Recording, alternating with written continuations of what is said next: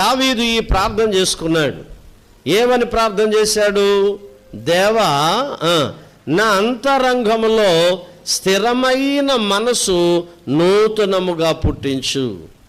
అంటే నా మనసు స్థిరమైనది కాదయ్యా, నా అంతరంగము స్థిరమైనది కాదయ్యా, నేను చంచలుడను, ఎప్పుడు ఎలా బతుకుతానో తెలీదు, ఎప్పుడు ఎలా జీవిస్తానో తెలీదు, ఎప్పుడు ఎలా మాట్లాడతానో తెలీదు.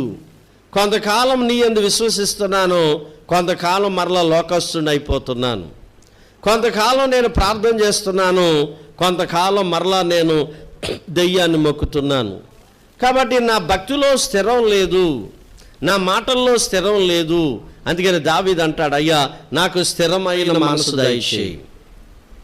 నేను పాపము చేయకుండా, నేను అవినీతి పనులు చేయకుండా, నేను అక్రమాలు చేయకుండా నా మనసు స్థిర